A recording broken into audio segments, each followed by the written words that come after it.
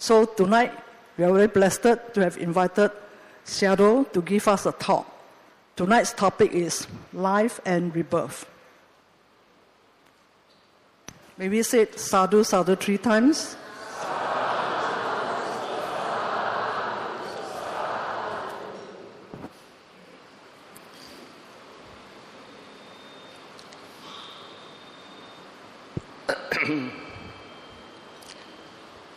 I thank Mangala Vihara committee for making this happen. And I also thank Venerable Siddhananda, Venerable Chakrabala, Venerable Sunita for supporting me in many different ways. Because of them, this talk happens. Venerable Sunita requested to give a Dhamma talk on this day, so I accepted his request. But Venerable Chakrabala requested me to give a Dhamma talk last year when I was here. But at that time, my health was not very good. So this year, I accepted to give a Dhamma talk, and the title of the Dhamma talk, Life and Rebirth, is actually suggested by Venerable Chakrabala. So he has been very helpful to me. So I thank him very much.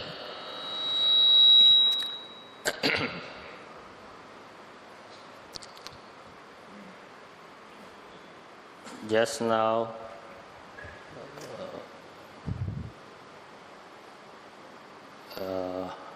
the master of ceremony, how shall I call her? Mistress of ceremony. So, introduce you about me. But in my talk, I will talk about my real experiences, not just things I've read in the books. So, in the stories that I plan to talk about, I must talk about myself too. So, briefly, I was born in Mormain. Now they changed the name. It is now called Molamyai. It's on the bank of the Selwyn River, south of Myanmar. And it is a very beautiful city. On the eastern side, there's a long range of hill on which I've walked innumerable times. And near the foothill of that hill was St. Patrick High School. But now they have changed that to number 5 States High School. And in the west of the city, because it is on the bank of the Selwyn River, is the mouth of Selwyn River. It is very wide, about 3 miles wide. So, very beautiful scenery. I used to sit near the bank and watch the sunset, and sometimes I walk up the hill and sat on the hill and watch sunsets. So I love watching sunrise, sunsets, beauty of nature.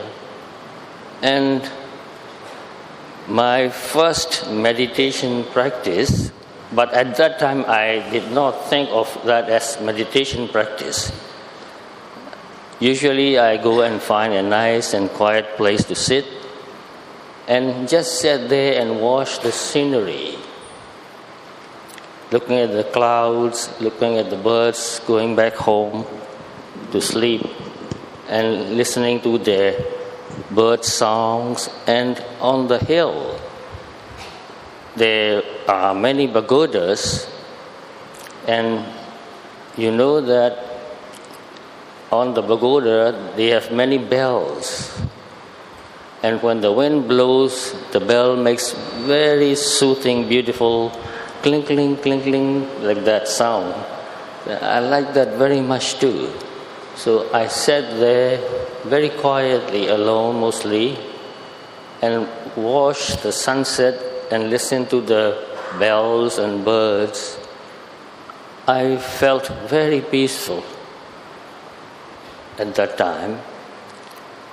And from my point of view, that was my own way of meditation. I did not do it as a religious practice, because at that time, I did not believe in any religion. So I must tell you very openly that when we have to fill the forms in school, name, father's name, religion, date of birth, and all that, on the place where I have to put my religion, I feel no religion yet. Honestly, I have to do that. I don't want to put just any religion there to cheat. So I said openly and honestly, no religion yet. For that, many people misunderstood me because they thought that I was a communist. So I got a very bad name. In those days, to be a communist is terrible. But anyway, my nature is very curious. I'm interested in so many different things, asking too many questions until my parents got tired and my teachers got tired, and they told me, shut up. But I cannot do that. It's my nature to ask questions and find the answer. So I thought, they are not going to give me answers anymore. Never mind, I will ask my own question and find my own answer. So actually, they told me to shut up was good for me. So I started reading many books, many kinds of philosophy, psychology, comparative religion, and started thinking about what is the truth? What is life about? What is life? So many questions. And while I was reading books and magazines, I came across one article about reincarnation. So I got very interested. Reincarnation. Somebody who was a human being is now born again as a human being. So there was a past life, there is present life, there will be a future life. That's amazing, unbelievable, because when I was young, I thought that this is the first time I'm born and alive, and when I die, that's it, finish, no more problems. But as I started trying to find out more about this idea that they call reincarnation, but in Theravada Buddhism, we use the word rebirth. So I tried to find out what's the difference. What's reincarnation and rebirth? What's the difference? So here are a few notes I wrote down. Reincarnation literally means to be made flesh again. To be made flesh again, this is literally.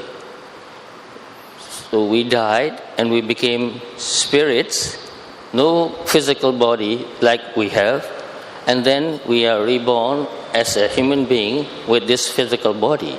So to live in this physical body again, to get a new physical body So that is what they call reincarnation. This is a doctrine, mystical belief that some essential part of a living being survives death to be reborn in a new body.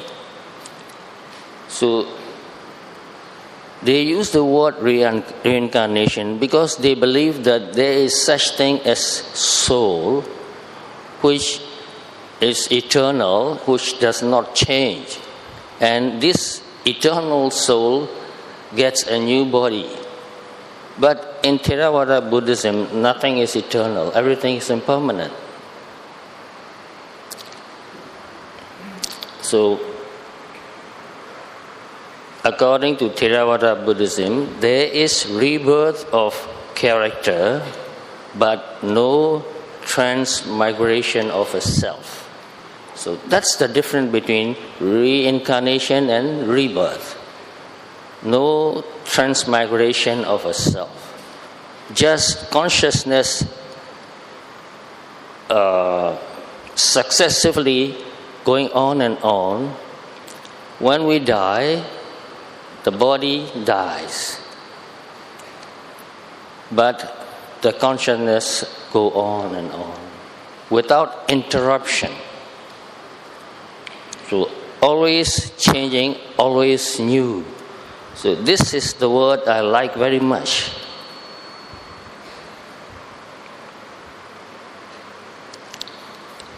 Here is one Pali verse, half of a verse actually. And this verse said, Nicham Nawawa Sankhara Dipa Jala Samupama. Conditions, things are always new, like the flame of a lamp. So when we look at a candle, so to speak, the flame is burning continuously, but it looks the same. It is constantly using the fuel and oxygen to create the flame. So this flame is always changing, but it looks the same. Just like a river. If you go and look at the river, this river is flowing all the time continuously. But no matter how many years it's been here, we call it by the same name and we think it is the same river. But it is not the same river, it is always new.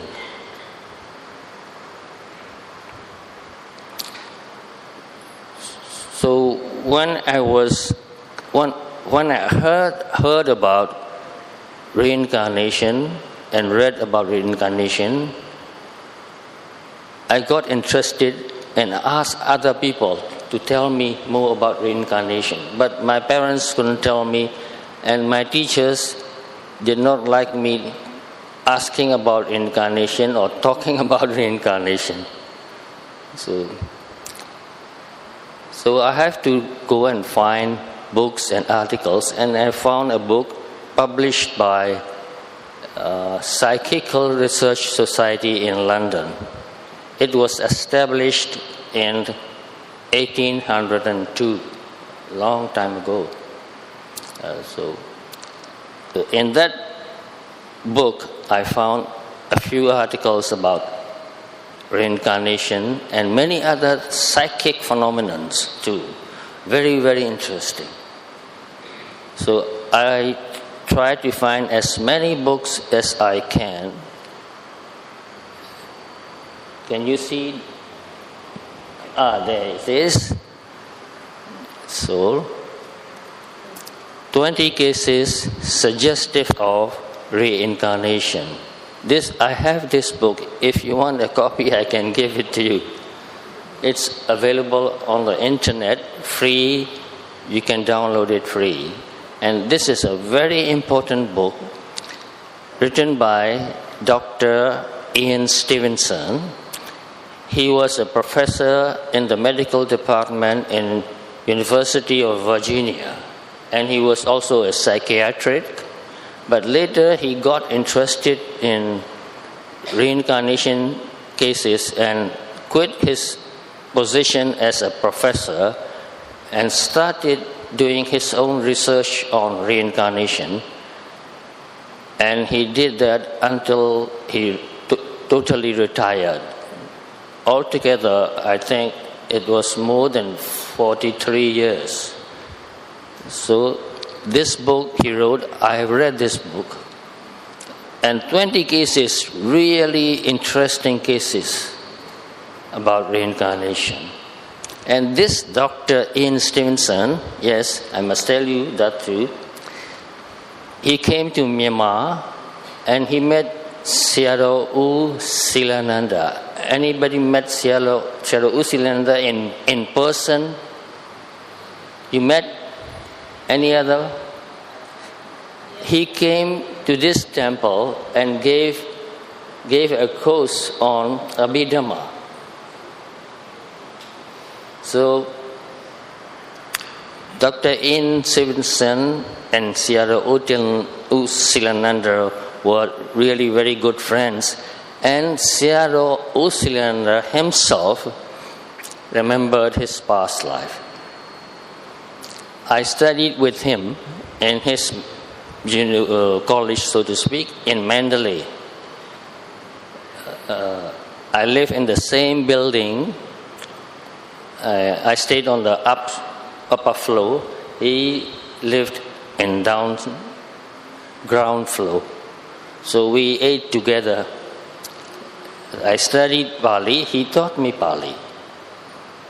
But I was, in a way, a special student. I cannot go to the regular classes.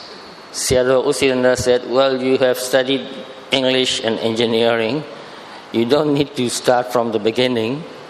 He gave me many books about Pali grammar and literature. And when I cannot understand something, I went and asked him questions. Otherwise, I can study on my own. He was just guiding me to study.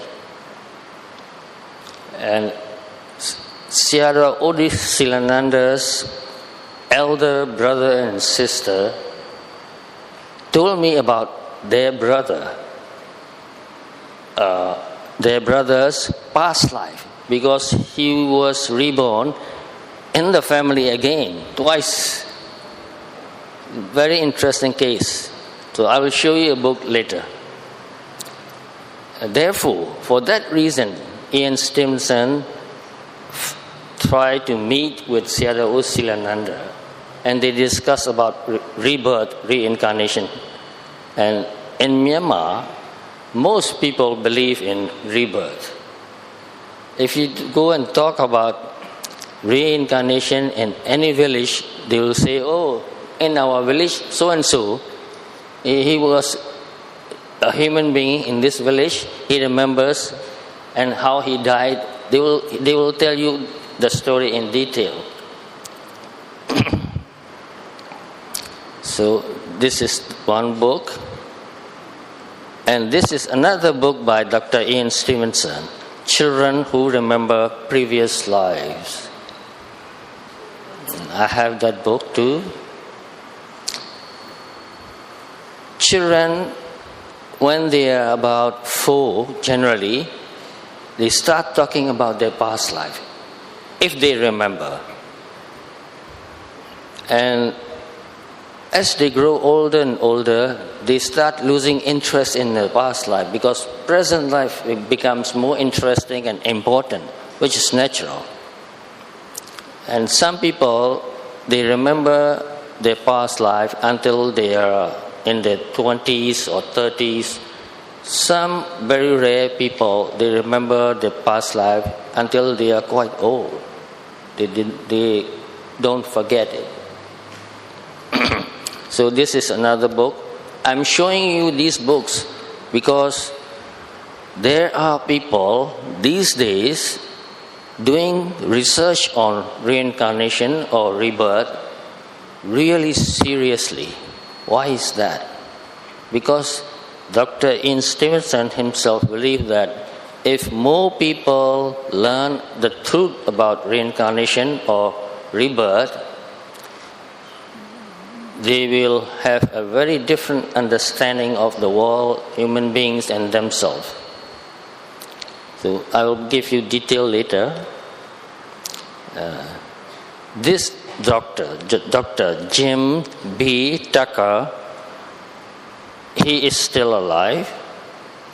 He is assistant of Dr. Ian Stevenson. When Dr. Jim Tucker was young, he was a doctor and a psychotherapist. Very successful practice at that time. Later, he got interested in reincarnation and went to meet Dr. Ian Stevenson to ask about reincarnation. And they met and discussed about reincarnation many times together. Later, Dr. Jim Tucker quit his psychotherapy practice and did research on reincarnation because he felt that this is more important for human beings. This is the truth. If you really understand and believe that you have been a human being before and you are going to be born again and again innumerable times, then the way you look at other people will change totally. The way you look at yourself will change totally. And this happened. This happens to me too.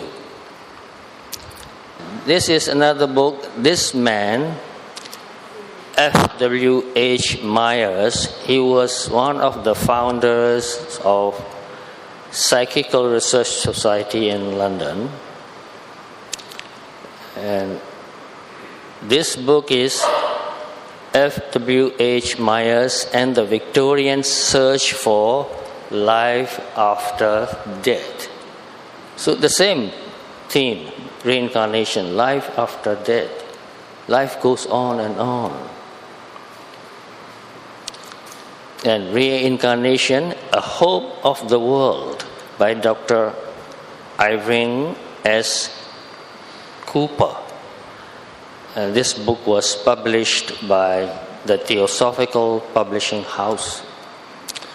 So, A Hope of the World. Why? If you understand that you have been a human being before, you are a human being now, and you will be reborn again and again as a human being, or maybe as a spirit or deva. So, if you deeply understand this, when you look at other people, you will not think that this man is a stranger and it doesn't matter what happens to him. It's not my problem. But if you believe in reincarnation, you look at somebody, you will think that he may have been my brother or my father or grandfather, maybe my son. So you will meet again in many different ways. He may become your father or grandfather or brother or even neighbor. You'll meet him again and again. So you feel, in a way, some connection with that person. If all the people believe that we have met before, we meet now, and we meet again, they will feel more close, they will feel more loving and compassionate, and if you need help, they will help you according to their capacity. So, speaking of that, I meet all of you here today. Well, we will meet again. Maybe in this life again, yes, if I live long enough, if you live long enough, and maybe next life and next life. I have heard some stories in Singapore of reincarnation. Very interesting story. So this is a hope of the world. People are becoming more and more materialistic. They care for money and pleasure, possessions, power, status. They compare themselves with other people and look down on those who are not so fortunate. So, understanding life and rebirth or reincarnation, no matter how you call it, will change your outlook totally. Here is another one, The Case for Rebirth by Francis Story and the Anagarika Sugatananda. Buddhist Publication Society, Kandy, Sri Lanka, published it. So Francis Story, let me see if I can find about him.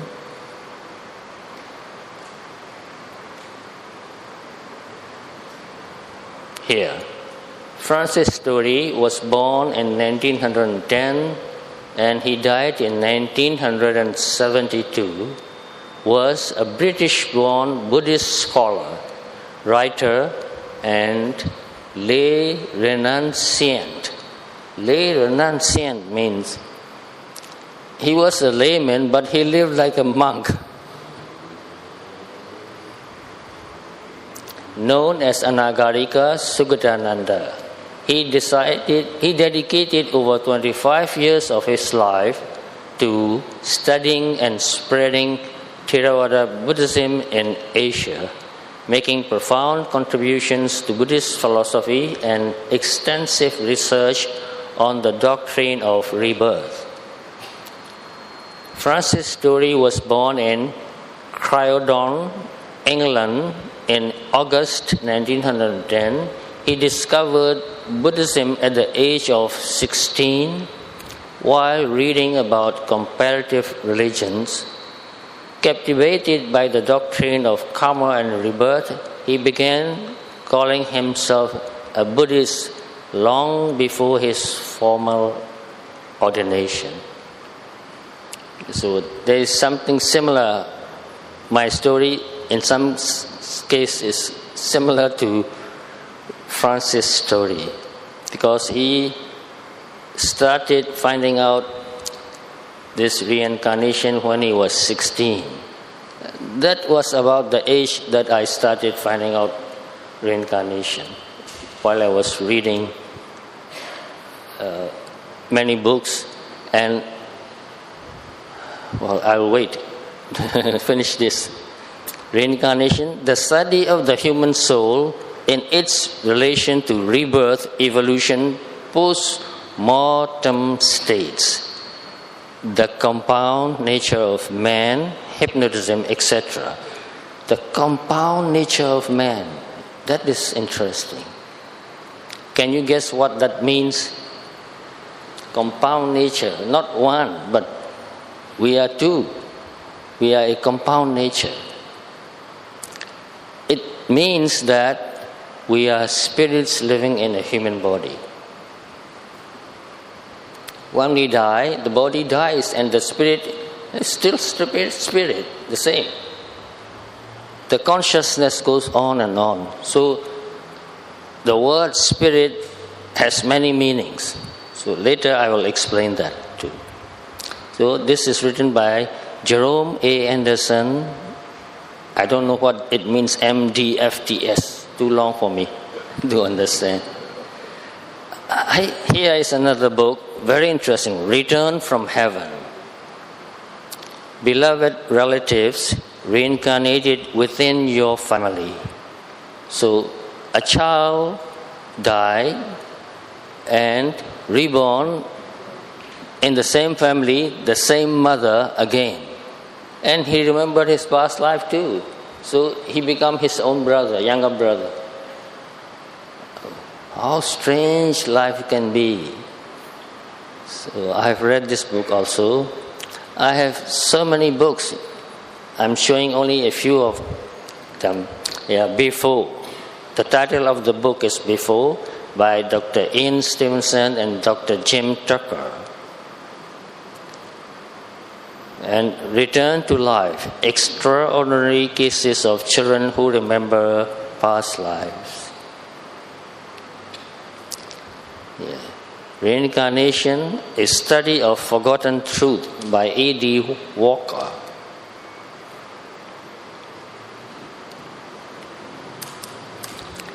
Reincarnation and the Law of Karma by William Walker Atkinson. A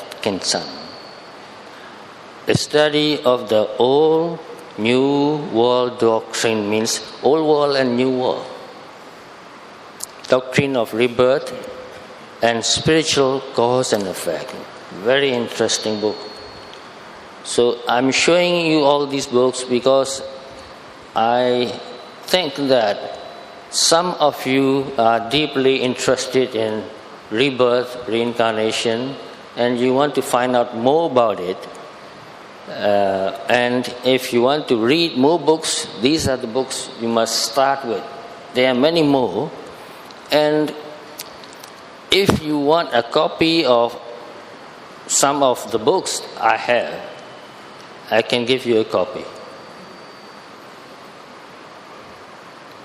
And if you want to discuss about reincarnation and rebirth and Dhamma, I think we can plan for that. A small group discussing about rebirth. Because I take this very seriously. I've been studying reincarnation since I was 15 maybe, I don't remember exactly, until today.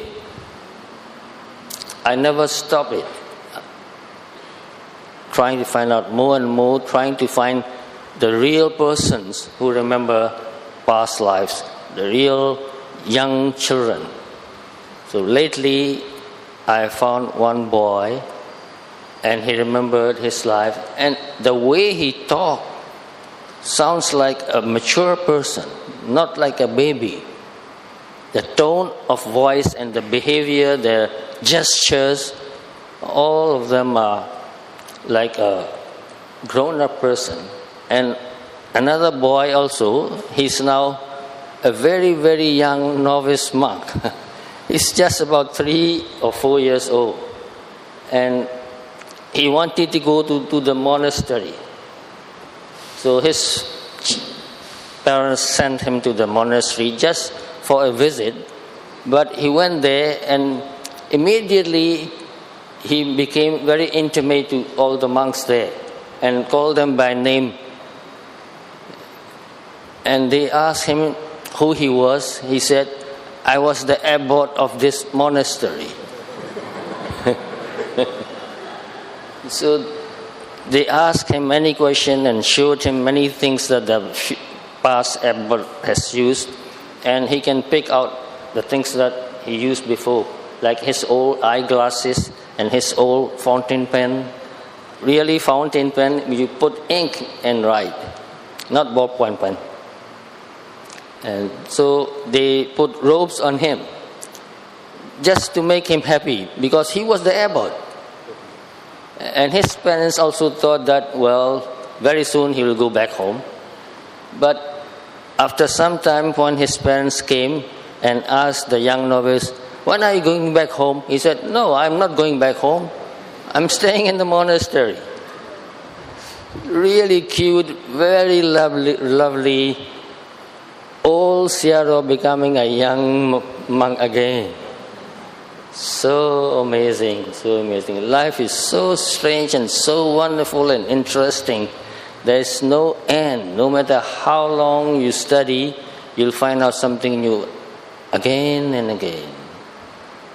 So this is Science of Reincarnation, Exploring Beliefs, Cases and Theory. This book is about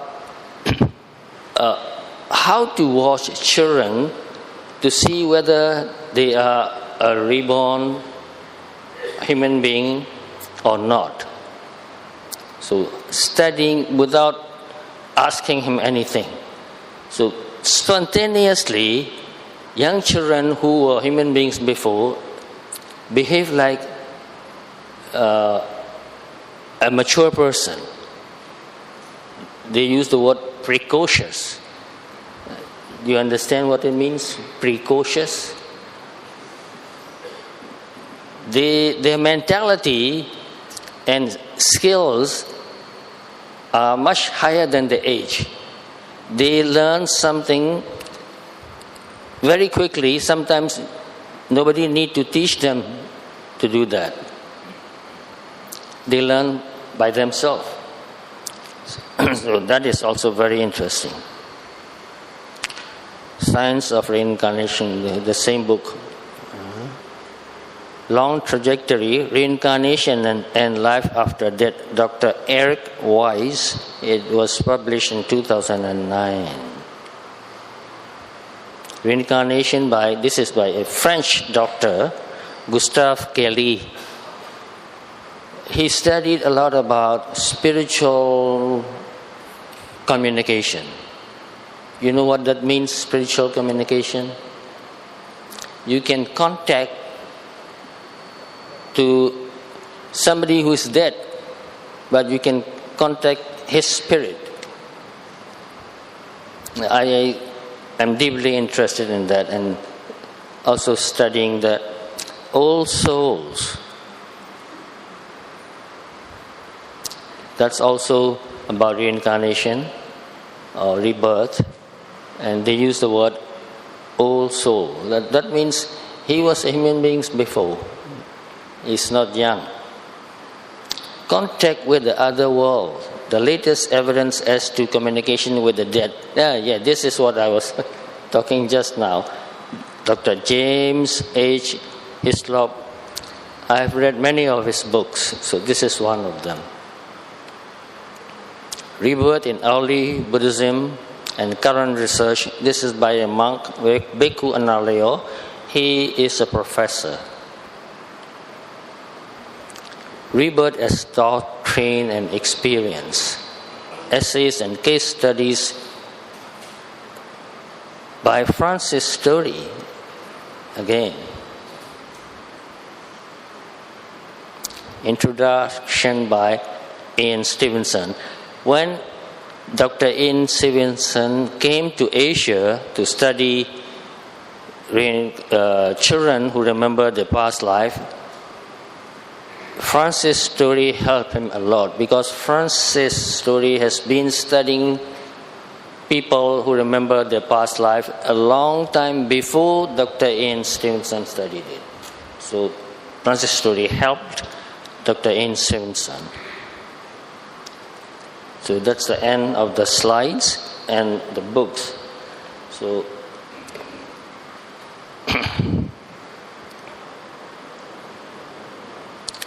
now I'm going to tell you two stories. These persons, I know them intimately.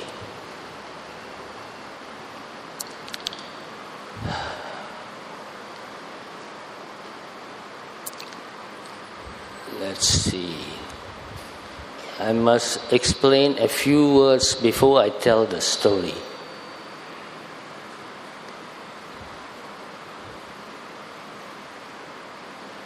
Here, Greek philosophers, quite a lot of Greek philosophers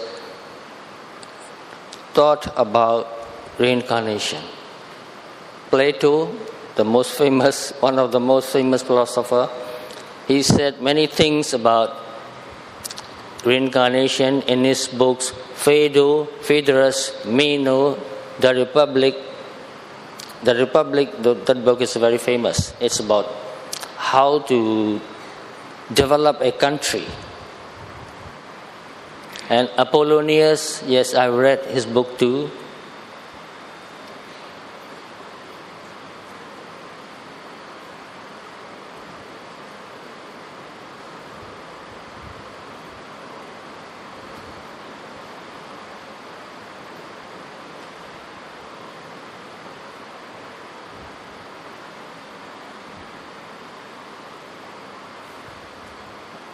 Here, in between state. Have you heard this phrase, in between state? Human being, but in between there's a gap.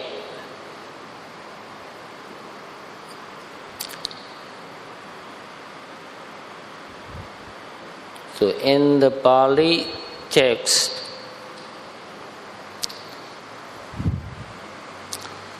there are a few words. This word is Sambhavesi. Sambhavesi is generally interpreted in Buddhist commentaries as one seeking rebirth. One means a person, somebody seeking rebirth. Or one searches for a place to take birth. Searching for a place means searching for a mother. It is often used in contrast to Buddha, which refers to those who are already born. So those who are already born, those who are seeking to be born again.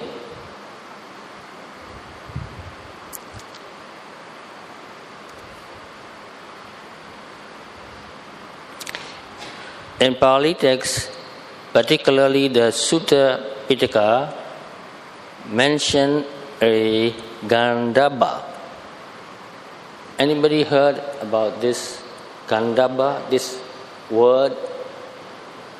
Anybody knows about? Do you know? Gandhabba. Yes. Well, I will explain. Gandhabba, which is sometimes interpreted as an intermediate existence or the being to be born. So this is the meaning, the being to be born. But to be born as a human being. Because when we use the word born, it means born by a mother. So without a mother, how can we say that somebody is born? We cannot. So, ready to descend into the mother's womb in present. Buddha said here, monks, the mother and father come together. The mother is in season, and the being Gandhabba, ready to descend into the mother's womb, is present. So this Gandhabba, a spirit, so to speak, because I cannot find any better word for it. So, a spirit is ready to take a new life. So, looking for a suitable mother. It is through the coming together of these three conditions that conception can occur.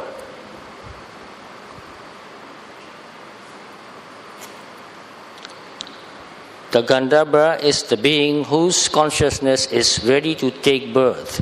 So the same meaning from many different books, I extracted these definitions.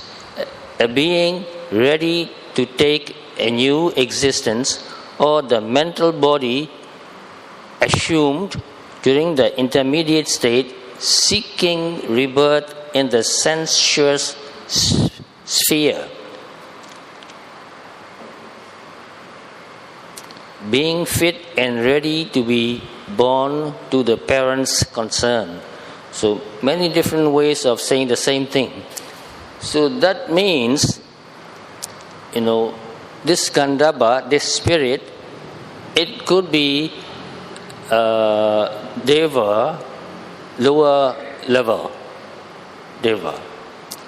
So this spirit or this Deva is looking for a suitable mother and waiting until the mother's body is ready for conception. So, what does that mean? Think about that. Waiting, looking for a mother and waiting for the right time. It means that you have a choice.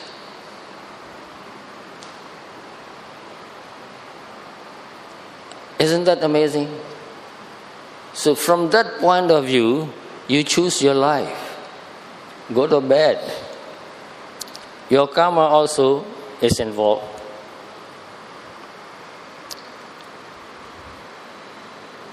And here another definition, Gandharva, these are sometimes considered a lower form of deity. Deity means a spirit also. A deity is a supernatural being such as a god or goddess. So you may have been a god or goddess, a deva before you become a human being. Who knows? Who knows? Think of that. Samsara is really amazing. It is really mysterious. It is not easy to understand. But although it is not easy to understand, try your best to understand, because the more you understand how karma works, how consciousness works, how life works, the more you can direct your own self to get to a better position, to get a good life, and to practice Dhamma too. And that is what I'm doing now. I've been preparing for this for many years already, and learn and train myself how I will die. So before I fall asleep in my bed, I think to myself, I may die when I'm asleep. So, how do I want to die? With what kind of mental state? So I told myself, I want to die very peacefully and calm and quiet. I don't want to think of anything. I just want to think of calmness and peacefulness and emptiness. And with that state, it means that I want to die meditating. When you meditate, your mind becomes very calm and quiet and peaceful. It's wholesome. And this calm and quiet and peaceful mental state has a lot of energy and power. With that kind of energy and power, you can direct your mind where you want to go. It will go. And I think some of you know Mahasi Sayadaw. A lot of people from Myanmar knows him. I met him when I was young. And Mahasi Sayadaw said in his book, Basic Vipassana Meditation Practice. I translate that from Burmese language. He said that it is not difficult, it is not extraordinary to choose the life you want to go to. What do you say? Do you think it is easy or hard? Do you think it is extraordinary or ordinary? Mahasi Sayadaw said it's an ordinary phenomena and it's not hard. Why did he say that? He said that for meditators, if you train your mind really well, if you can make your mind calm and quiet and peaceful, you can choose your life. So most people think that you die and you are reborn. You have no choice where you will be reborn. But you have never tried to make choice. You never even think about it seriously. So this is the word, very important.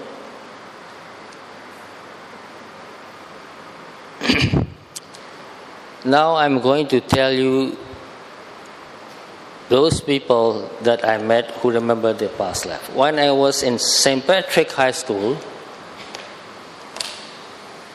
I was reading some articles and stories about people who remember their past life, and I talked with my friend that this is really interesting story, really wonderful, unbelievable. People remember their past life again, their relatives, and even their old place, old town or home, the boy or the girl always telling, I want to go home, I want to go home. And the parents said, this is your home. And this child said, yes, this is my home, but I have another home there. Sometimes he said, oh, I miss my children, I miss my children. You are a boy, you are not married, and how can you have children? He said, oh, in my past life I was married, and I have children, I miss them.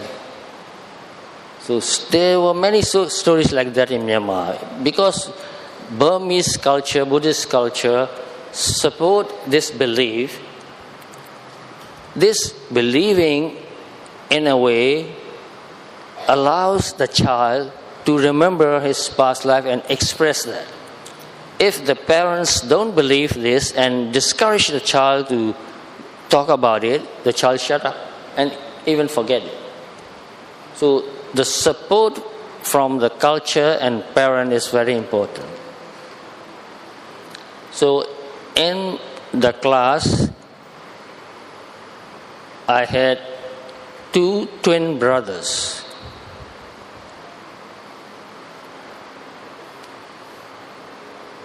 Mie Ao and Ten Ao.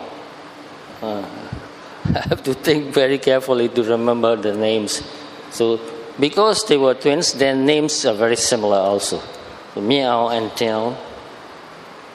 And one friend said, look, those 2 twins, they remember their past life.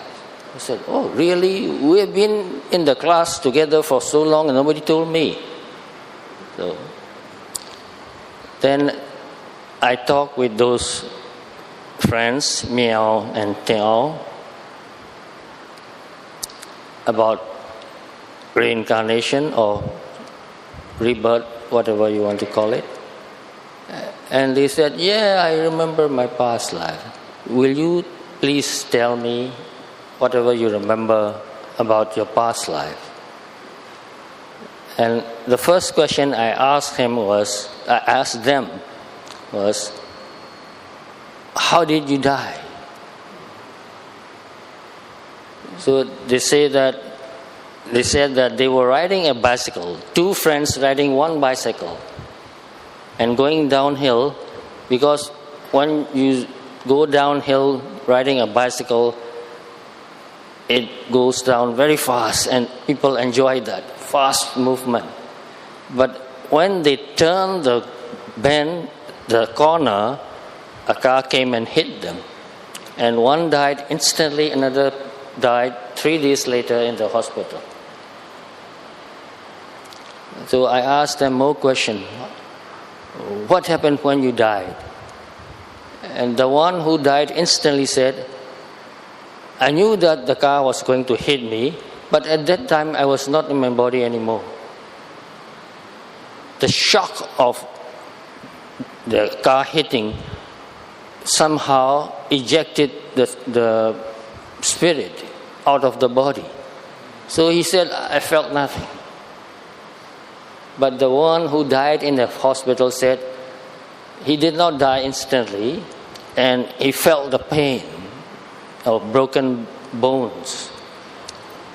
And then what happened, I asked him. The one who died instantly said that I followed my friend to the hospital. See, they loved each other so much as if they were really brothers. He followed his friend to the hospital and stayed with the friend in the hospital, near the bed. Always there to, I don't know how to say that, to be there ready for him. And 3 days later, the friend died, and both of them together went away, left the hospital. The body was left there. And the body was buried in a cemetery. I visited that cemetery a few times. Very big trees, very shady trees, because the trees get very good fertilizer.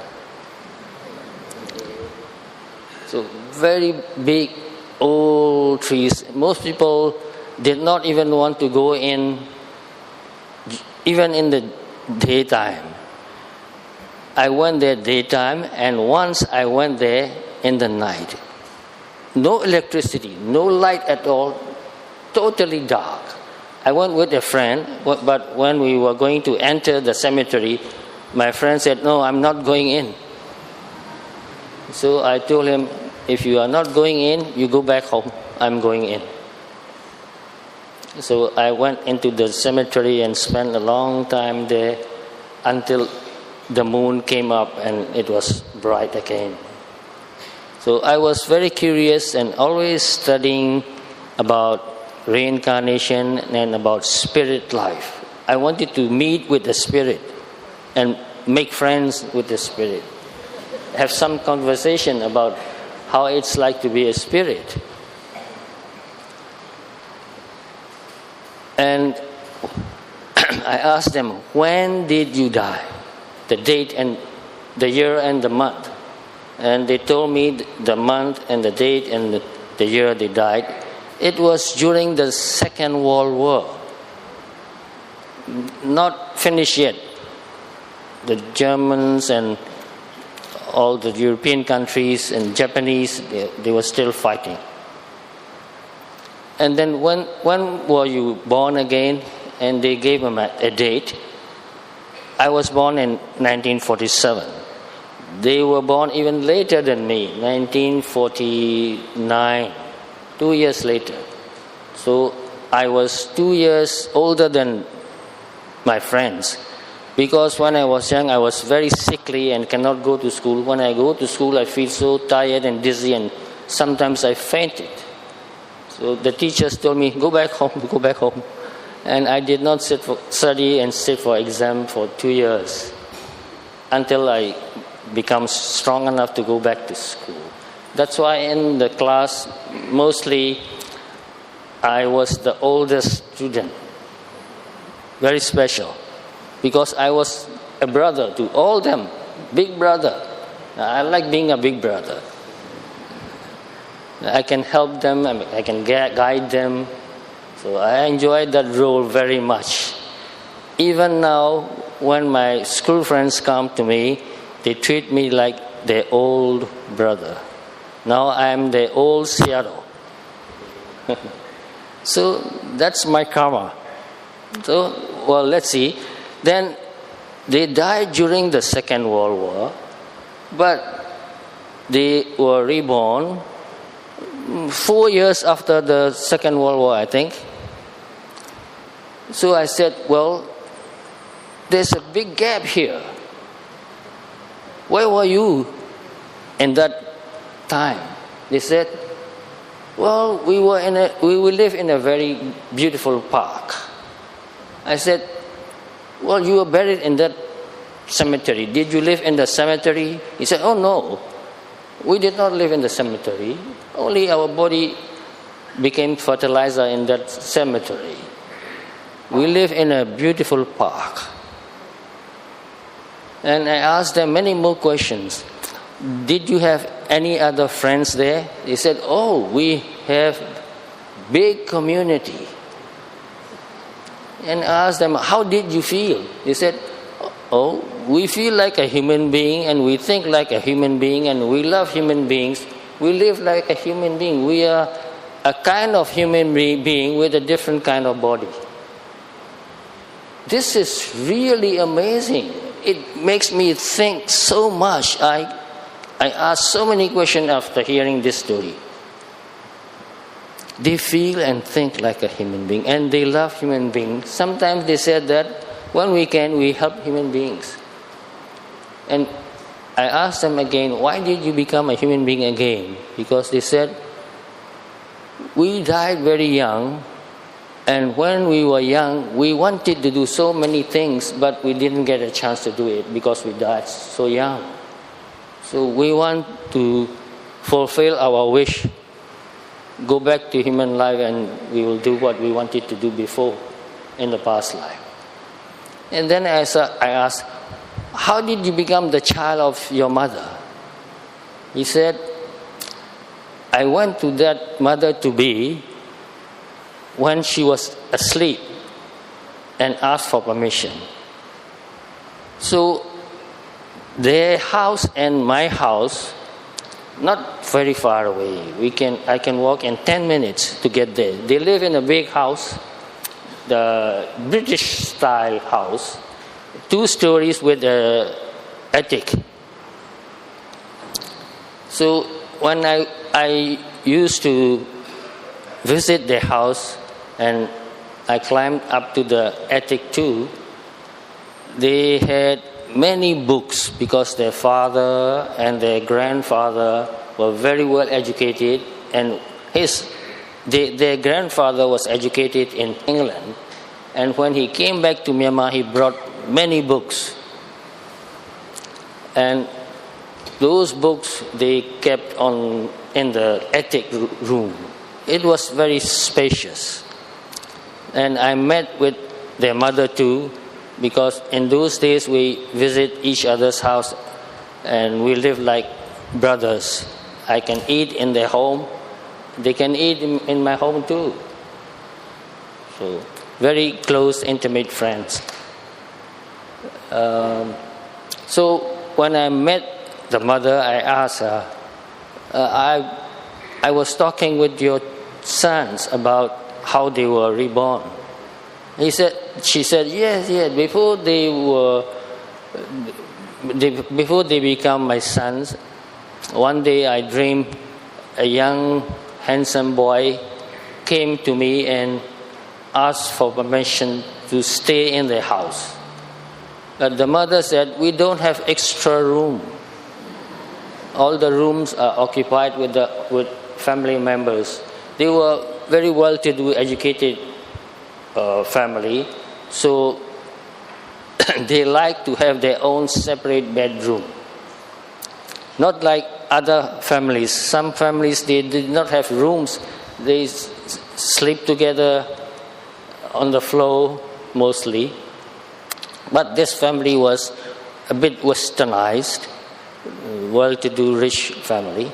So she said, a boy came and asked for permission to stay in my house. I told that boy, we don't have extra room, sorry.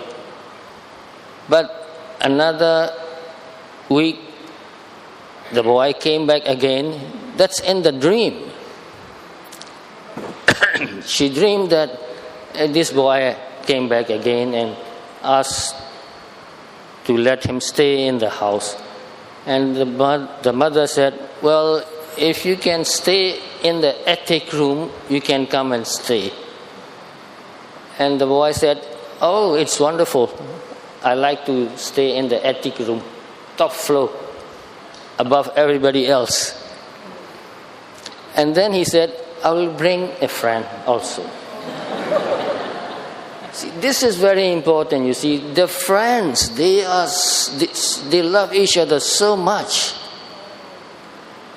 And then when the mother gave birth, it's twin.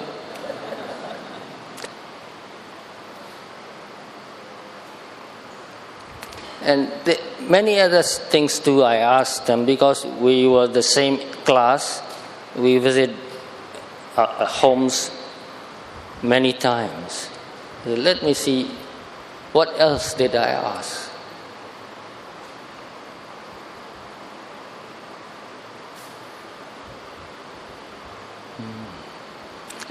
One thing is that they told me that they come back to this life because they haven't finished doing what they wanted to do in their past life. And not only that, they say that in that park where we lived, you don't need to work or do anything at all. You don't need to go to school. And you have no family, no mother, no father. You have no responsibility at all. You just stay there and do nothing. And so they said, it's hard to do nothing. So we want to become a human being, learn things, relate with people. They love the relationship with human beings. So love for human beings is also one reason to come back to human life. So it's attachment, craving, desire, strong energy, mental states that takes another life. So in this samsara, the deciding factor is energy. Positive or negative energy. Any consciousness with high energy level will take another life. Very low energy level consciousness cannot take another life, but can give some good or bad result during the life. When you are still alive, it can give result.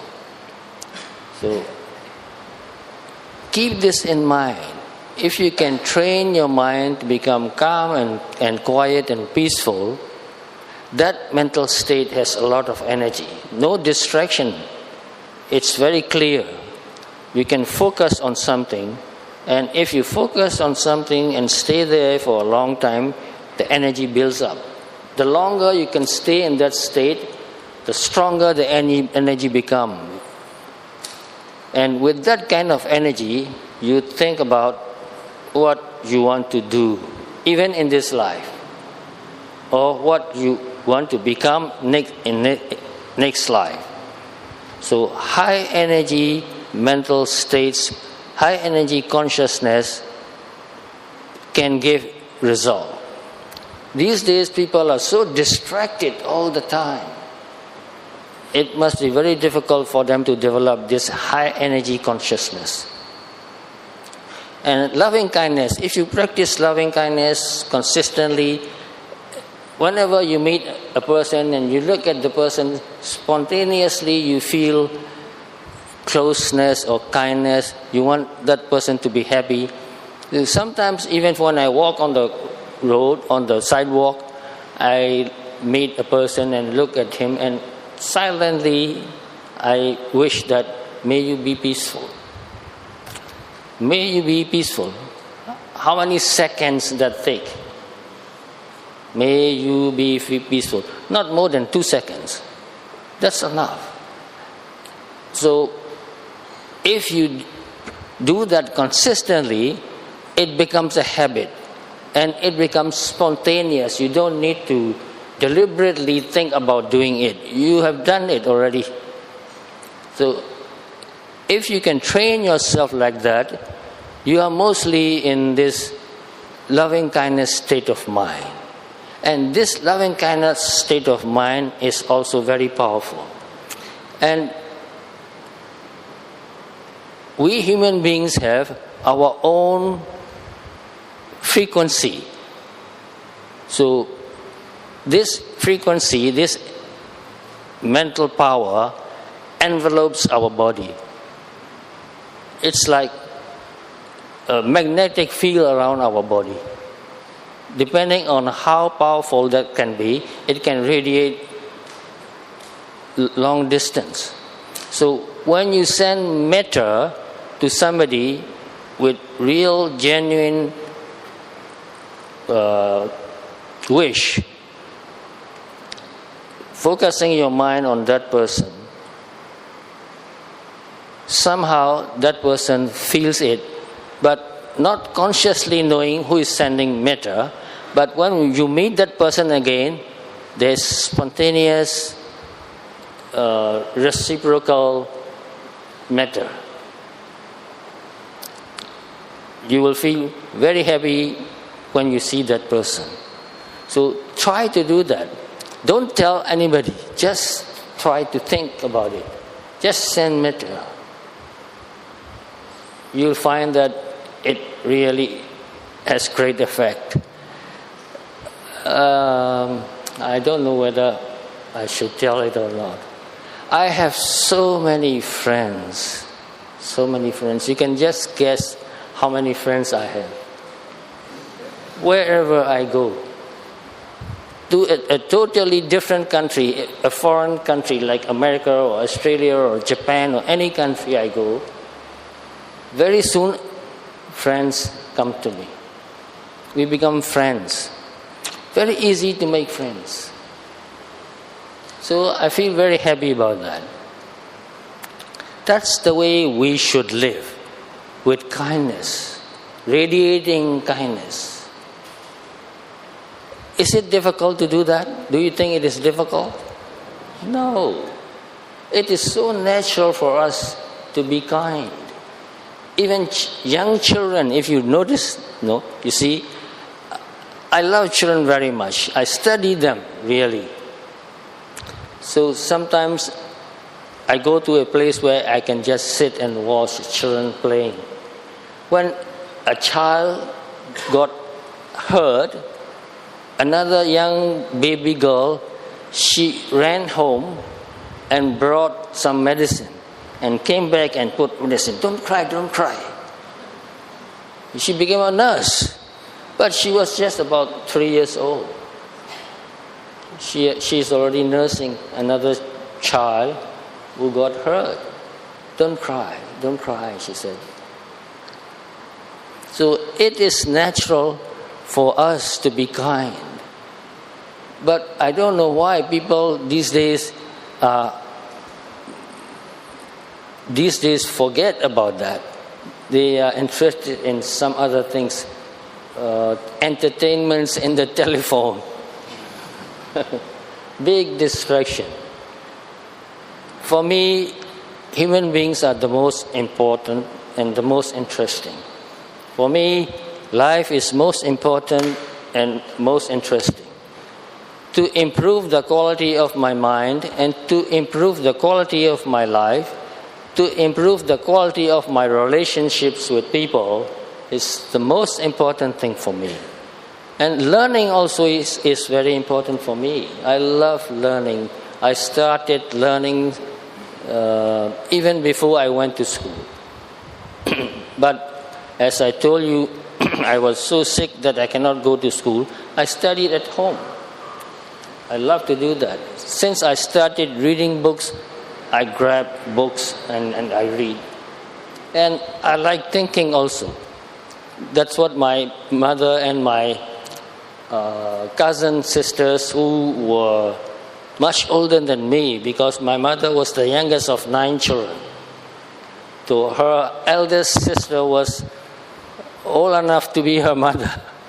So my cousin sisters were just about the same age as my mother.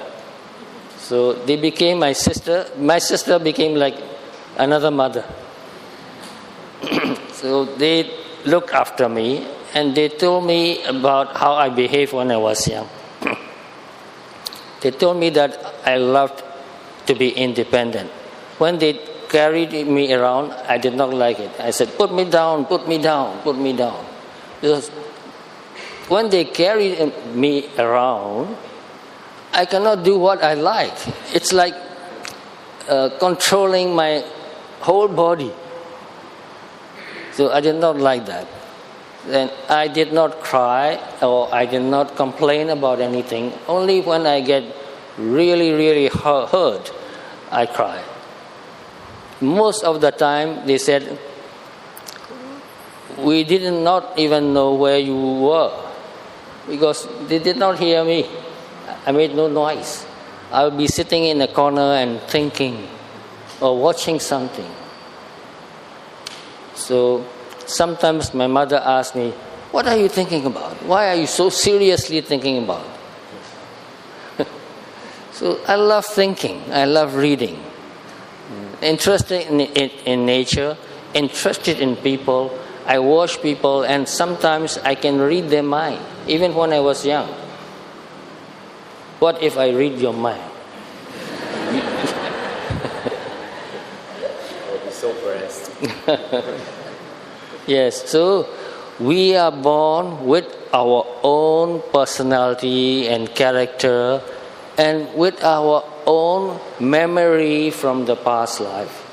And that past memory is still influencing our present state of mind. So when I was young, I felt like there was another person older than me inside. Sometimes I feel like somebody is near me who is older. Later, when I studied psychology, I guess that's my past life memory. And also, in some ways, that past life memory was helping me and guiding me also. But as I grow older and older, the two becomes one again. So now I don't feel like two persons most of the time. So think about it. Whatever we have done in our past, it did not disappear. It does not disappear. It is there. Especially high energy mental states, still there. It will give effect when possible.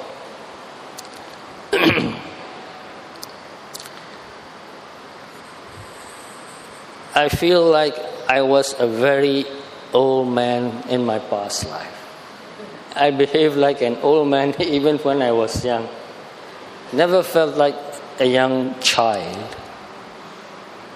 Even when my parents did something wrong, I told them, don't do that, that's wrong.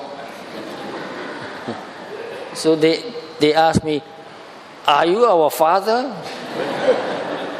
Maybe, I don't know.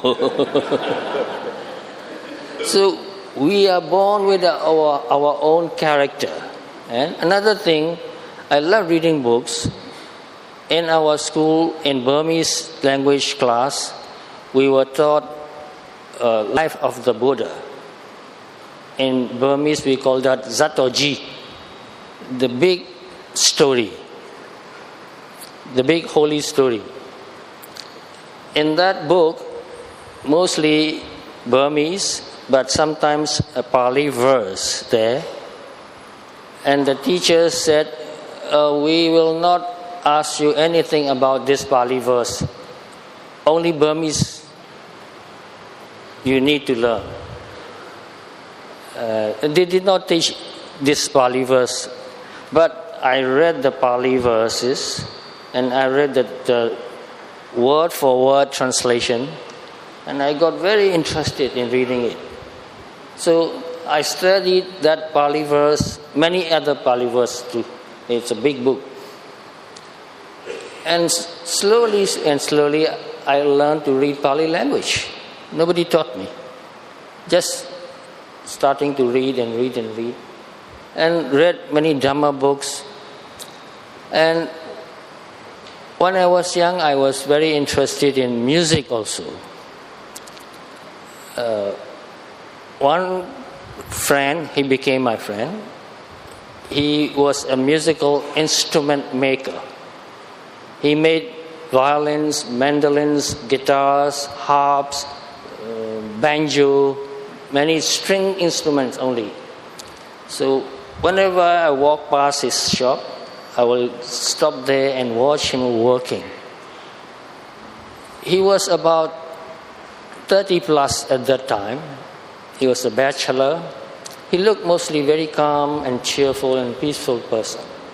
And I loved the violin he made so much that I told him, I want to buy a violin. Please make one for me. He said, well, you wait.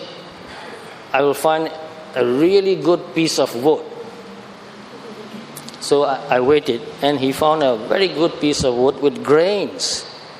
So he cut the wood and then put them together, a violin. It looks like an insect and with rings in the wing side. It's a very beautiful violin. I'm still attached to my violin. And I also bought a mandolin from him. I learned to play violin and mandolin, and he taught me to play mandolin.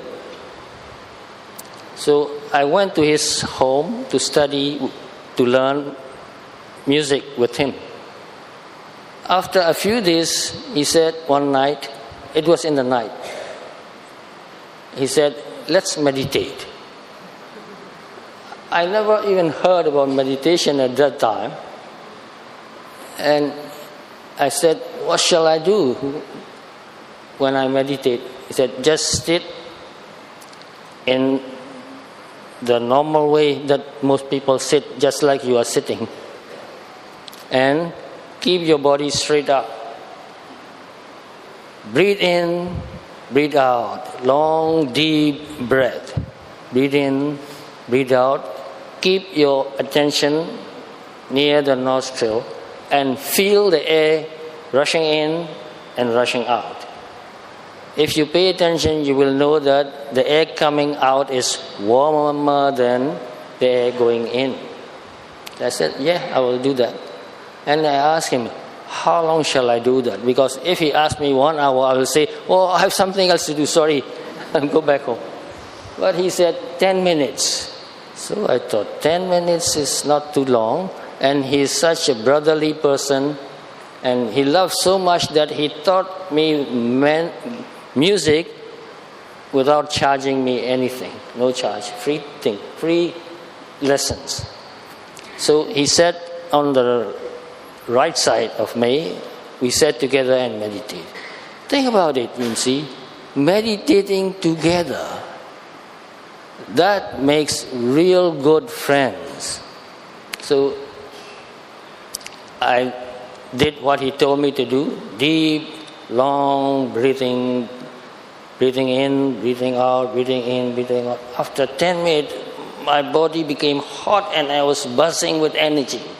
So much energy that my body was buzzing.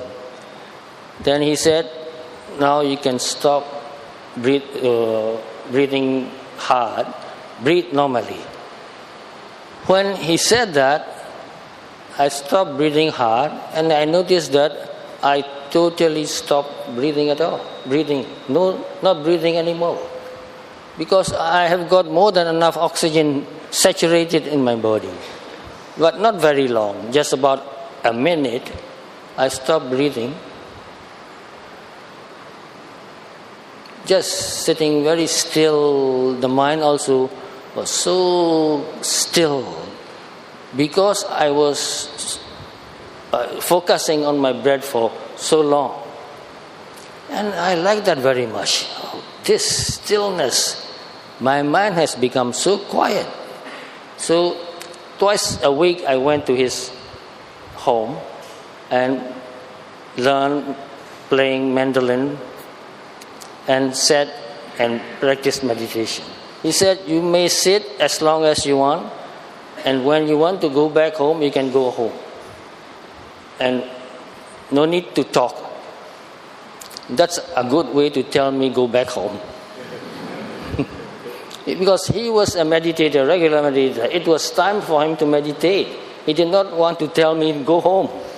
So he said, meditate. I can go home anytime I want, and he can sit and meditate as long as he wanted. But I feel so thankful. He was my first meditation teacher. Many times I remember him, and I feel very thankful for teaching me such a simple way to meditate. I did not ask any more questions. He did not tell me anything anymore. A few days later, I liked to sit and meditate so much that I did it in my own home.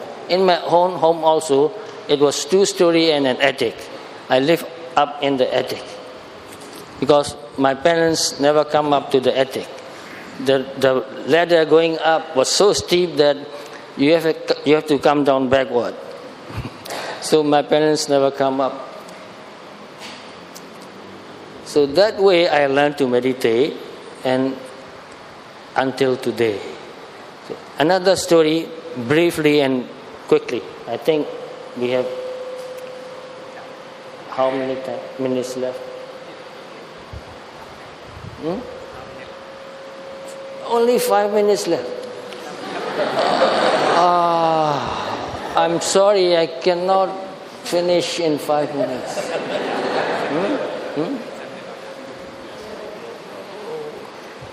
Why? Well, another story. Just now I told you that I went to study Pali literature and Pali grammar, translating from Pali to English, from English to Pali. With Sayadaw Usilananda, just now I told you. So I stayed in his monastery, the same building. I stayed upstairs, he stayed downstairs. In that monastery, also, somebody told me that young novice, he remembers his past life. So I watched that young novice. Oh, He looks very gentle and kind, very helpful. At that time, I was suffering from malaria because I spent so many years in the forest. In the forest, I made a small hut tent using old ropes and bamboo sticks. Made a tent and lived there. I had my robes and my bowl. I went to the village to get food and come back and eat. But other than that, I had nothing. No bed, no pillow, no blanket, no mosquito net even. Just a pot for drinking water and going to the spring to get the water and take a shower. Going to the village to get the food, and ate one meal in 24 hours. Lived a very simple life. Minimalism, I cannot make it more simple anymore. One small towel and one napkin to wipe my bowl, to clean my bowl. So I lived like that, got malaria, went to the hospital. The doctor said, don't go back to the forest. You will get sick again. So I thought, if I cannot go back to the forest, I will go to study with Sayadaw U Silananda. So I went to his monastery because of that reason. So I met that young novice. I had fever very often, malaria fever. When I get the fever, the chill is really terrible. So I usually lie down near the place where I get sunshine. Sunshine makes me feel warm. And eating also was sometimes very difficult. I cannot digest regular food, especially fried foods and oily food. This young novice made some soup and rice gruel and porridge for me.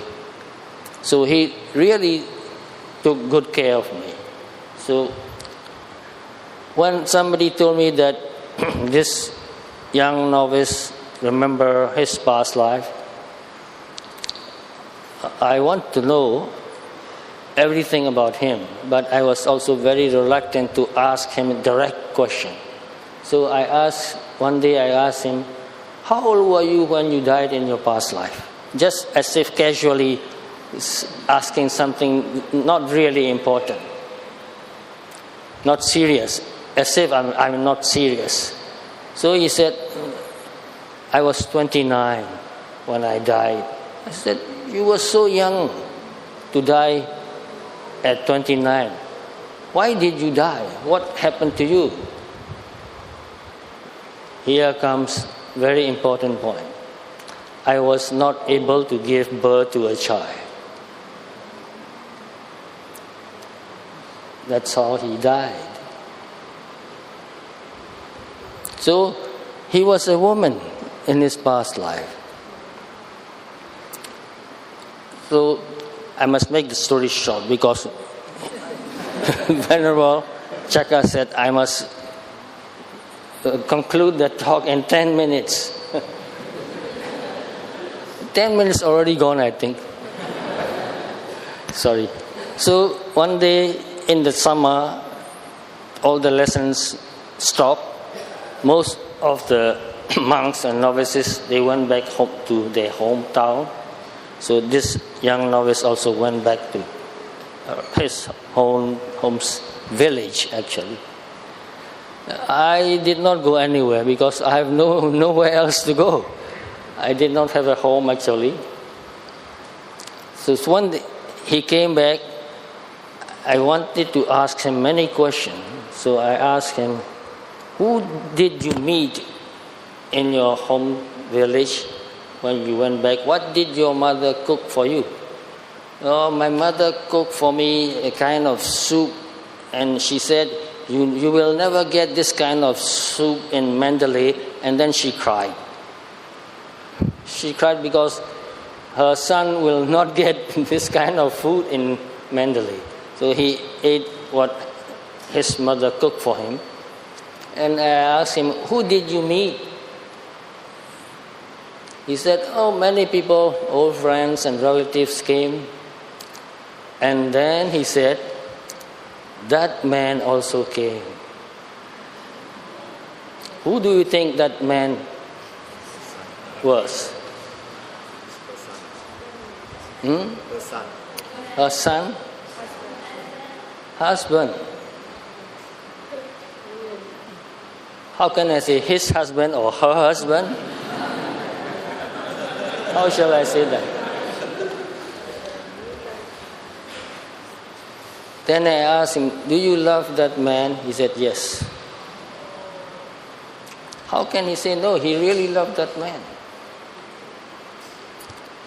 He died, she died so young. And past life children, he said, also came. Do you love your children? He said, yes, I love my children. You see, love never dies.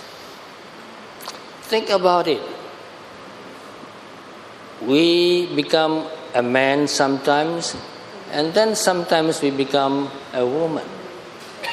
So don't be too proud of being a man. Remember that.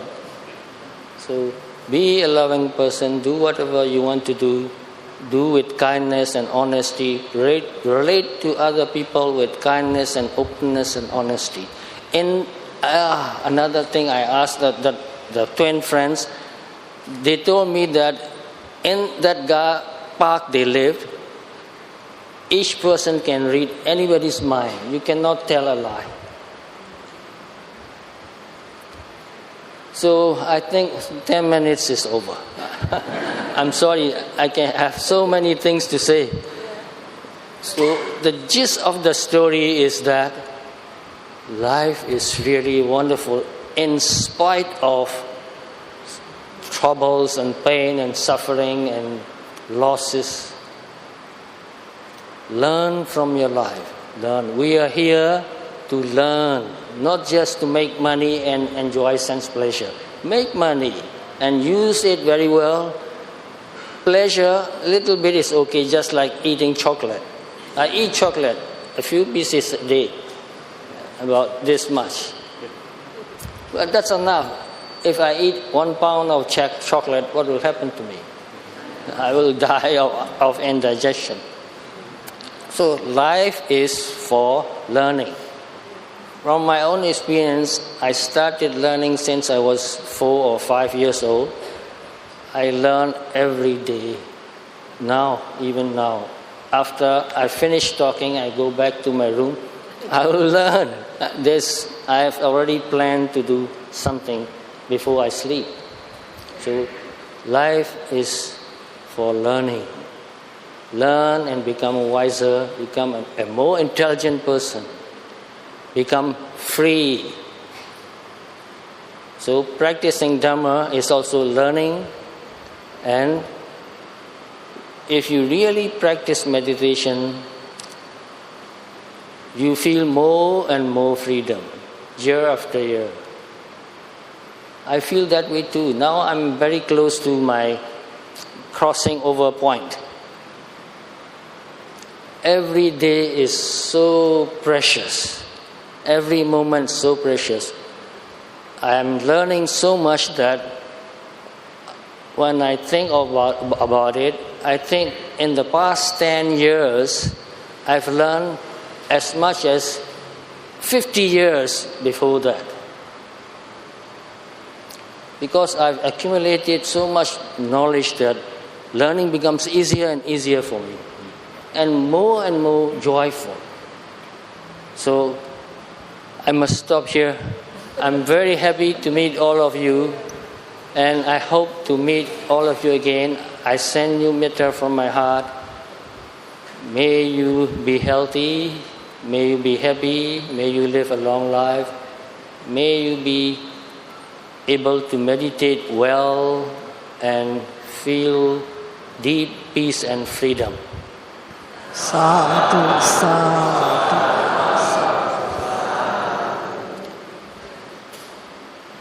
Thank you, Sadhu, for this interesting talk. Now we have the Q&A. We have 5 questions.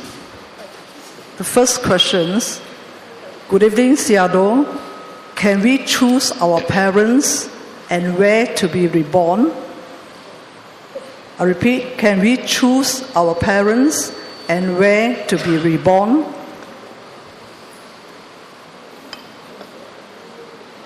Say creepy ba. Ai mấy con vậy ta. Mấy con bên mà ai mấy con bà mấy là.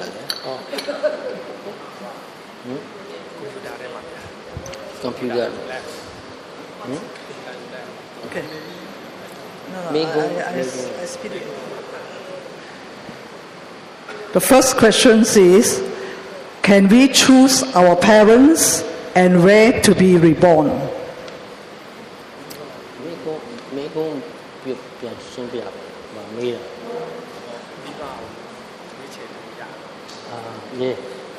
Yeah. Yes, we can choose our parents. As I told you in the beginning, this Gandharva here, which I explained, these are sometimes considered a lower form of deity that can play a role in human conception. So,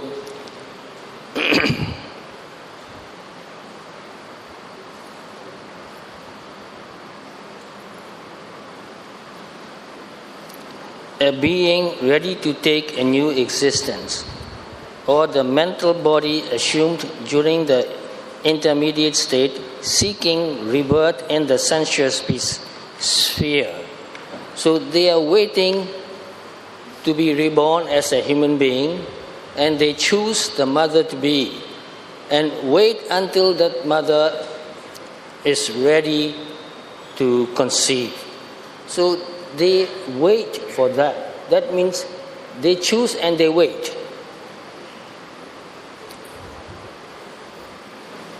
You can find that in some Pali literature.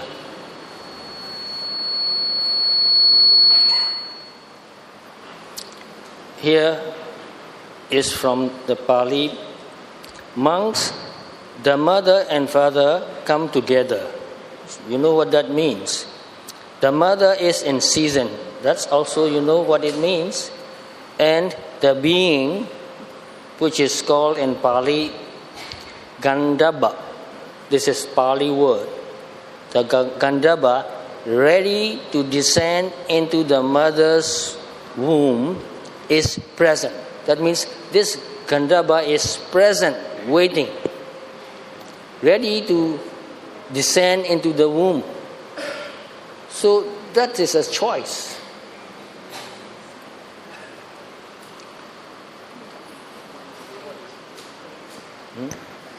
Okay, second questions. Seattle, greetings. Our Buddha was reincarnation or rebirth?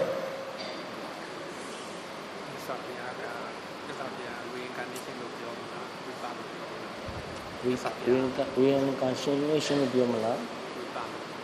rebirth. Yeah. Yeah, very good question.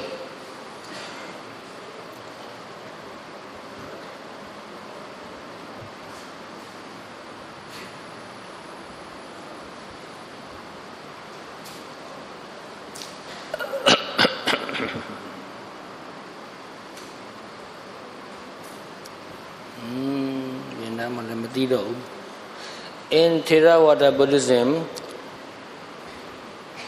anatta is a very important truth about life.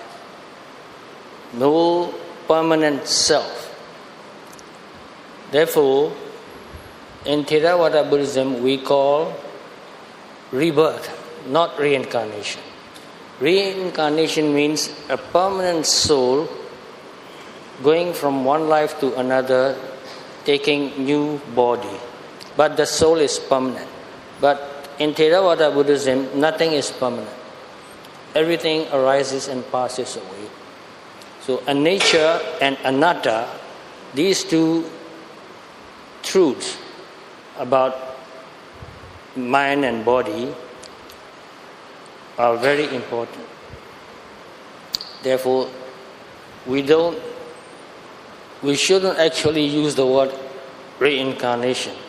Sometimes I use the word because in some cases it's easier to use the word reincarnation. The word reincarnation and rebirth, how can we say this person is a rebirth? Something is wrong about it. So anyway, understand that in Buddha Dhamma there is no atta, permanent entity, no permanent entity. Only consciousness following consciousness. Every consciousness is a new consciousness. Buddha said, Necham Nawawa Sankhara, Deepa Jala Samupama. All the sankharas are new. Nothing is old. Just like the flame of a lamp. This flame is always burning and always new. So we should use the word rebirth. Next questions. Venerable Sir, I humbly seek your guidance. I wish to support my parents during their final moments so that they may have a peaceful passing and a better rebirth. May I kindly ask what I should do to help them from now on?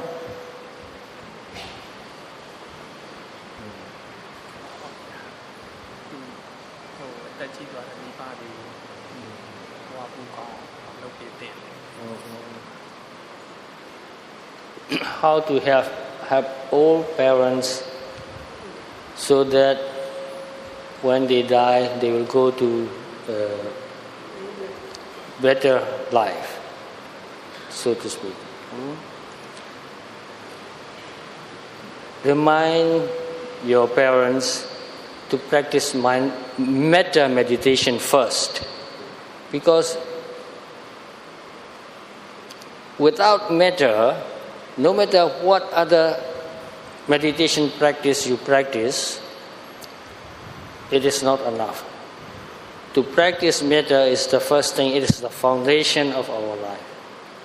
To be a loving and a kind person is one of the most important things about human beings.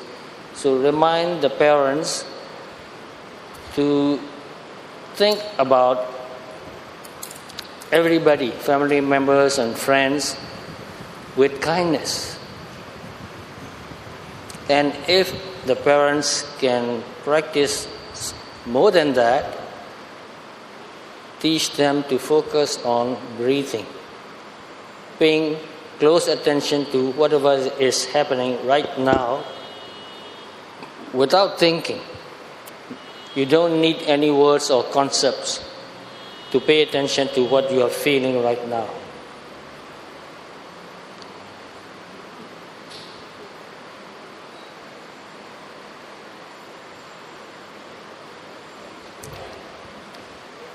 The next questions.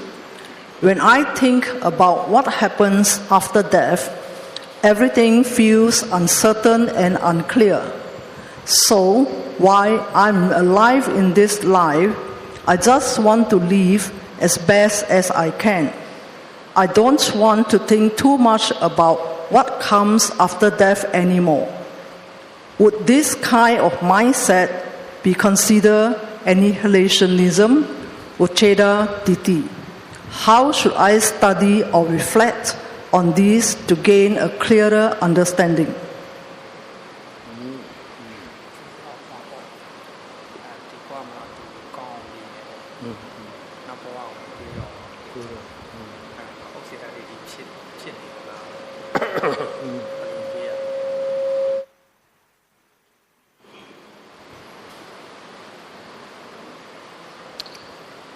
There are a lot of people I know, and I myself included. As I told you, when I was younger, I did not believe in any religion. But even though I did not believe in any religion, because I understand this rebirth, I treat each person as a brother or a sister or somebody like that. So, to be kind to people is the basic necessity of life. Not only human beings, other beings also. To be kind is the basic necessity.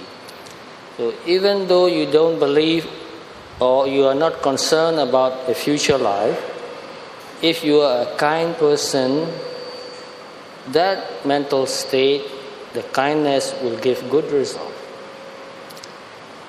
Because think about it,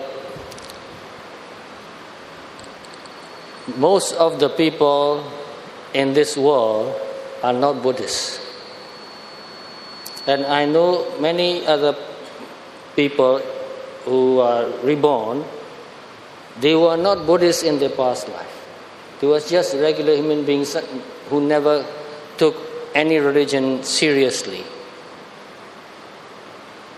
So when you do good deeds, honestly, that will give good result, no matter what you believe. If you think you are satisfied with it, that is fine.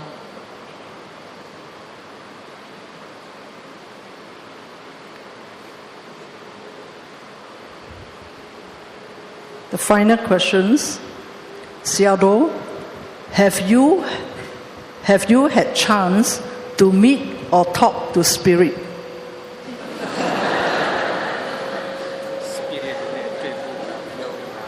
Spirit, oh, well, that's a very good question. I told you that when I was young, I went to the cemetery at night because some of my friends told me that if you go to the cemetery on full moon night and wait there until 12 o'clock or 1 o'clock, because they think that at about 12 or 1 o'clock, spirits come out. And they told me that I will see spirits if I go there at that time. I went there, not just once, quite a few times. But at that time, in the cemetery, I did not find any spirits. Maybe they were too kind to me. But this is another but. You see? When I was living in the forest monastery, I have many places. One in Pianule, one in Naypyidaw. The place in Naypyidaw is called Mahamyang Toya, and most people know me Mahamyang Toya Seado. That place is a hill, rocky. Nobody can do farming there. Therefore, it was a kind of no man's land. Nobody wanted that place. If they can grow something, somebody will own it and grow. It will become a farmland. But the hill was so rocky that nothing grows well. So I lived there.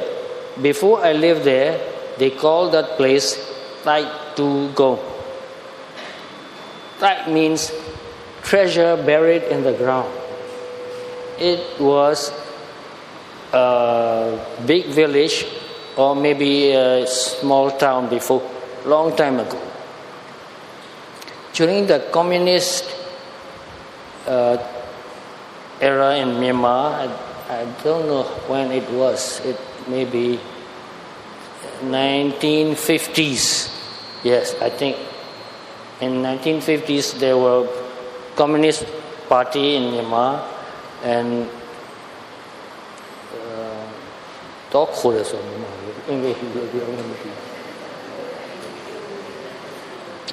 and they had their own army, but they stayed in the forest.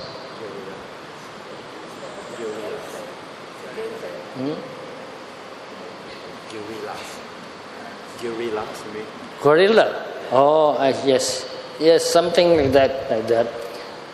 And these communists are very vicious people. They are very cruel, actually. So sometimes they went into the village and arrested people. And they brought these people to that place where I went to live later.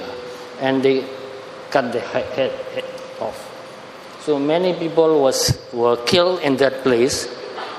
And many people told me that this place is haunted. There are spirits, evil spirits there, violent, vicious spirits there. But I lived there and I sent metta to all the spirits also. Every night I sent loving kindness to all the spirits. Sometimes in the night, I see a group of people coming and going. I thought, there is no road there. It's all thick bush. In the morning, I went to check. I found no road there. Sometimes in the night, I take my torchlight and went to find them because I see lights and people coming and going. In Burmese, we call them kya. Kya means they are like human beings. They live like in a village and they enjoy their life. Even singing and dancing goes on in the night. So I see a group of persons coming and going, but there was no roads. And that's one. A few times I experienced that. Another thing is, I did not see them. I was living in a house. My friend owned the house, and he allowed me to live in the house. So I lived there. One day, it was in the daytime, somebody invited me to come for a meal. So I went to that person's house. Before I went out, I checked all the windows and doors.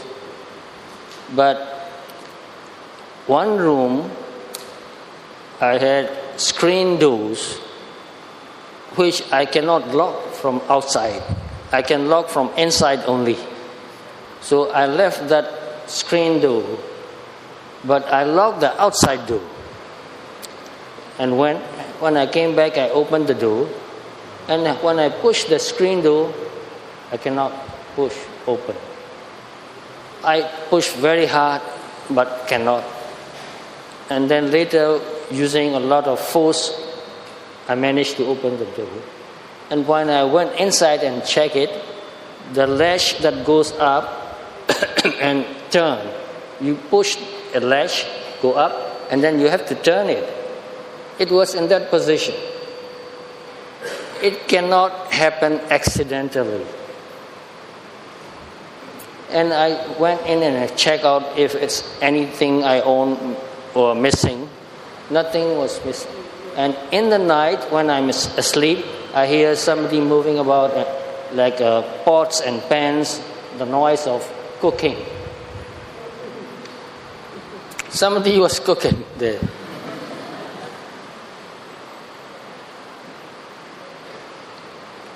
But I did not have a chance to talk with a spirit. I really want to. I really want to.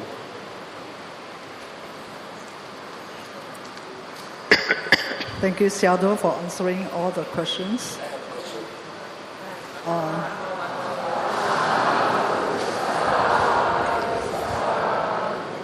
May I call upon Brother Halim?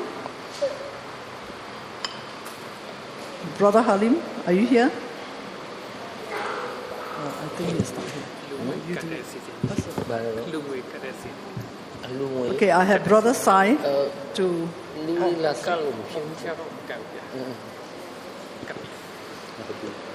Okay, Brother Halim will offer the token of appreciation from Mangala Vihara to Siado. Thank you for the Sadhu, sadhu, sadhu.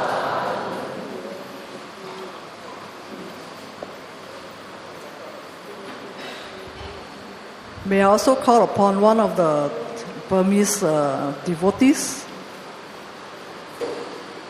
to offer, to represent everybody to do an offering to Bante. I think there's a rope and a tray over there.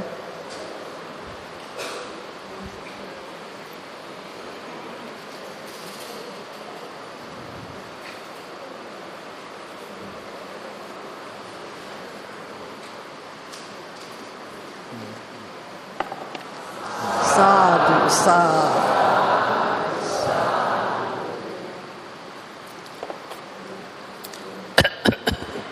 May we have transfer of merits and sharing of merits and blessings from the Sangha order.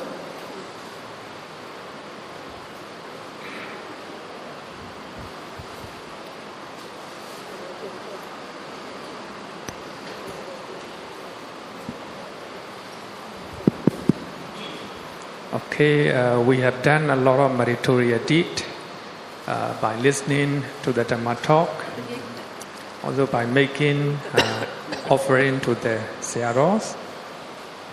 We will share all these good deeds to our departed relatives and also all the beings who can be seen, who cannot be seen, by reciting Pali formula, Idame Nyatina Hotu.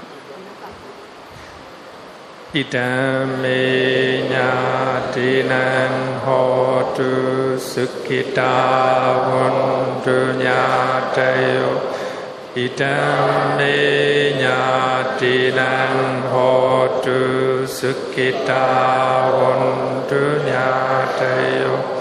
Idame nyatinan hotu sukhita vundu nyatayo.